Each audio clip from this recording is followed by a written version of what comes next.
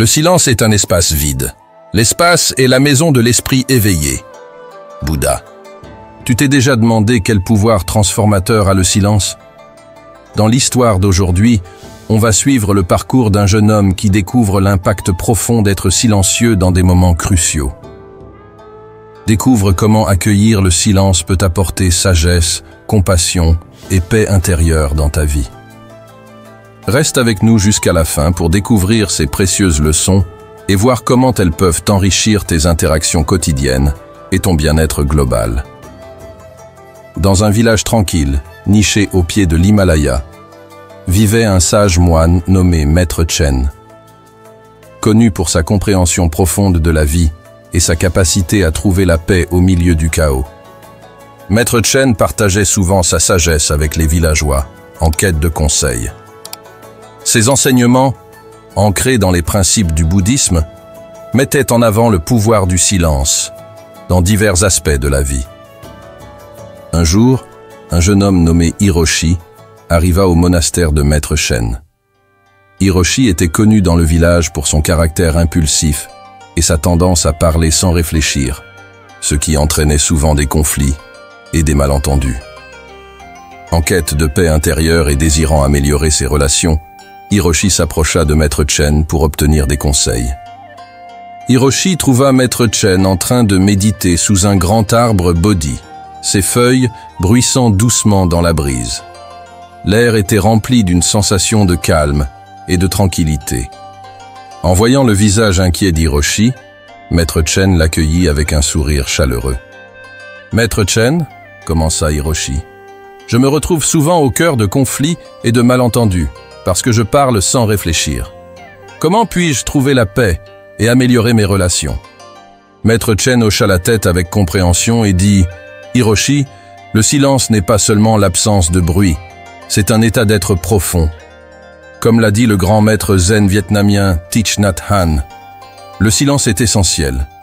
Nous avons besoin de silence tout autant que nous avons besoin d'air, tout autant que les plantes ont besoin de lumière. En embrassant le silence, nous pouvons trouver la paix intérieure et naviguer à travers les défis de la vie avec sagesse et compassion. » Il continua. Le bouddhisme nous apprend qu'il y a 5 situations cruciales où le silence n'est pas seulement d'or, mais aussi profondément transformateur. Explorons ces situations et voyons comment le silence peut être un outil puissant pour notre croissance personnelle et l'harmonie. Maître Chen commença par la première situation, le silence face à la colère. « Sois toujours silencieux quand tu es en colère », conseilla-t-il. La colère est une émotion puissante et souvent destructrice.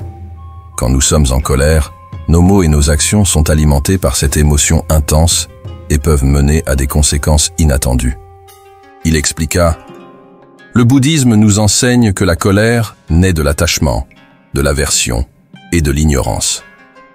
Quand nous restons attachés à nos désirs ou que nous avons des aversions et que nous ne voyons pas l'impermanence et l'interconnexion de toutes choses, la colère peut nous envahir. Dans ces moments-là, le silence est un antidote puissant. » Maître Chen partagea l'histoire des 2 flèches. La première flèche représente la douleur ou la souffrance initiale que nous ressentons quand quelque chose de désagréable nous arrive. La deuxième flèche symbolise la souffrance que nous nous infligeons par notre réaction à la première flèche. En pratiquant le silence face à la colère, nous pouvons éviter d'abattre cette deuxième flèche et réduire la souffrance inutile. Il continua. Le silence nous donne l'espace de faire une pause et de réfléchir à l'origine de notre colère. Il nous permet de prendre du recul et d'observer nos réactions émotionnelles sans jugement ni expression immédiate. Grâce au silence, nous pouvons pratiquer une respiration consciente et une auto-inquiry, gagnant ainsi un aperçu sur les causes profondes de notre colère. Hiroshi réalisa que son impulsivité menait souvent à des mots et des actions qu'il regrettait.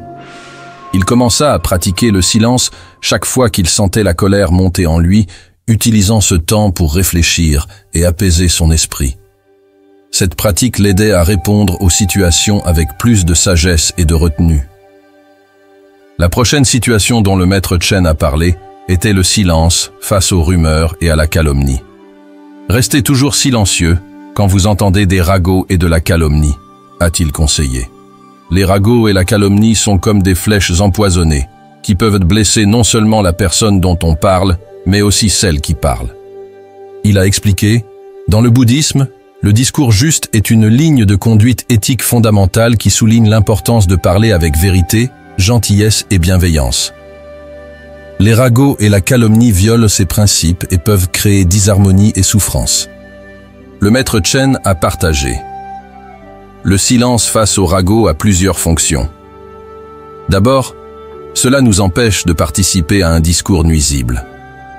En choisissant de ne pas s'engager dans des ragots ou la calomnie, nous évitons les conséquences morales et karmiques de parler de fausses choses ou de blesser les autres.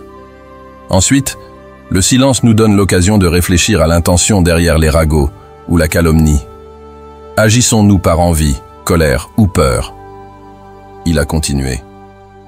De plus, choisir le silence peut encourager ceux qui se livrent à des ragots à reconsidérer leurs mots. Quand nous refusons de participer ou d'écouter ce genre de conversation, cela envoie un signal que nous ne cautionnons pas ce comportement. Ce non-engagement peut inspirer les autres à réfléchir à l'impact de leurs mots et même les décourager de poursuivre avec leur discours négatif. Hiroshi a réalisé que sa participation aux ragots et à la calomnie venait souvent d'émotions négatives. Il a commencé à pratiquer le silence lorsqu'il était confronté à ce genre de conversations, choisissant plutôt de réfléchir à ses intentions et de s'abstenir de contribuer à la négativité. Cette pratique l'a aidé à cultiver une approche plus compatissante et harmonieuse de la communication. La troisième situation dont le maître Chen a discuté était le silence pendant les conflits. Restez toujours silencieux pendant les conflits, a-t-il conseillé. Le conflit fait partie intégrante des interactions humaines, mais la façon dont nous l'abordons peut grandement influencer son issue. Il a expliqué, les conflits naissent souvent de différences d'opinion, de valeurs ou d'intérêts. Ils peuvent mener à des disputes passionnées, des mots blessants et des détresses émotionnelles. Dans de tels moments, le silence peut agir comme un baume apaisant, nous permettant de prendre du recul, de réfléchir et de répondre avec sagesse et compassion. Le maître Chen a partagé. Le silence en période de conflit ne signifie pas éviter ou réprimer nos sentiments. Il s'agit de créer un espace pour l'écoute active, l'empathie et la recherche de terrains d'entente. En choisissant le silence, nous permettons à nous-mêmes et aux autres de s'exprimer sans craindre le jugement ou l'escalade. Il a poursuivi. De plus, le silence nous permet de nous désengager du cycle de réactivité. Quand nous réagissons à un conflit avec colère ou défensive, nous exacerbons souvent la situation, rendant sa résolution plus difficile. Le silence rompt ce cycle, donnant une pause pour la réflexion et une réponse réfléchie. Hiroshi a réalisé que sa tendance à réagir impulsivement pendant les conflits menait souvent à des escalades et à des résultats blessants. Il a commencé à pratiquer le silence pendant les désaccords, utilisant ce temps pour écouter profondément et réfléchir aux causes profondes du conflit. Cette pratique l'a aidé à naviguer les conflits avec plus d'empathie et de compréhension. La quatrième situation dont le maître Chen a parlé était le silence face à la souffrance. Restez toujours silencieux lorsque vous êtes témoin de la souffrance des autres, a-t-il conseillé. La compassion est au cœur du bouddhisme, et cet enseignement souligne le pouvoir du silence comme moyen d'exprimer la compassion et d'offrir du réconfort à ceux qui souffrent. Il a expliqué, lorsque nous faisons face à la souffrance des autres, notre première réaction peut être d'offrir des mots de réconfort ou des conseils. Cependant, le bouddhisme suggère que dans de nombreux cas, le silence est plus profond et compatissant. Le silence communique notre présence, notre empathie et notre volonté d'écouter sans jugement. Le maître Chen a partagé, le silence en cas de souffrance démontre notre respect pour l'autonomie de l'individu et sa capacité à naviguer dans sa souffrance. Cela reconnaît que toute souffrance ne peut pas être atténuée par des mots ou des conseils. Parfois, le plus grand cadeau que nous puissions offrir est notre présence et notre capacité à écouter profondément. Il a continué. Le silence en période de souffrance nous permet aussi de nous connecter à notre force intérieure et à notre sagesse. Dans le calme de nos cœurs et de nos esprits, nous pouvons découvrir des vérités profondes sur nous-mêmes et la nature de la souffrance. Cette compréhension peut être une source de réconfort et de sagesse. Hiroshi a réalisé que ses mots bien intentionnés manquaient souvent à apporter le réconfort qu'il souhaitait offrir. Il a commencé à pratiquer le silence en voyant la souffrance des autres, choisissant plutôt d'être présent et d'écouter profondément. Cette pratique l'a aidé à fournir un soutien et une compassion plus significatifs. La dernière situation dont le maître Chen a parlé était le silence en période de souffrance personnelle. Restez toujours silencieux quand vous souffrez, a-t-il conseillé. Cet enseignement reconnaît l'importance de la compassion envers soi et des soins personnels en période difficile. Il nous encourage à nous tourner vers l'intérieur et à embrasser le pouvoir guérisseur du silence. Il a expliqué. Dans nos vies, nous rencontrons tous des moments de douleur, de détresse et de souffrance. Que ce soit la perte d'un être cher, une crise personnelle ou une période de tourmente émotionnelle, la souffrance fait partie intégrante de l'expérience humaine. Pendant ces périodes, notre réponse naturelle peut être de chercher du réconfort et du soutien auprès des autres. Cependant, le bouddhisme nous rappelle qu'il y a des moments où le silence, notamment dans notre souffrance, peut être profondément guérisseur. Le maître Chen a partagé: le silence en période de souffrance personnelle nous offre un sanctuaire pour l'introspection et la compassion envers soi.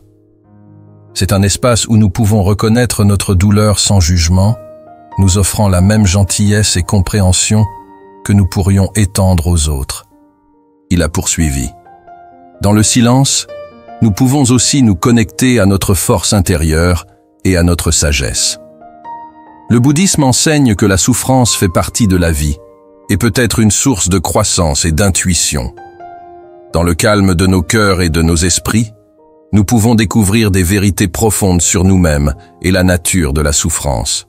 Nous pouvons explorer l'impermanence de toute chose, reconnaissant que la souffrance, comme toutes les expériences, est transitoire. Hiroshi a réalisé que sa tendance à vocaliser sa souffrance l'empêchait souvent de traiter pleinement ses émotions. Il a commencé à pratiquer le silence en période de détresse personnelle, utilisant le calme pour réfléchir et guérir.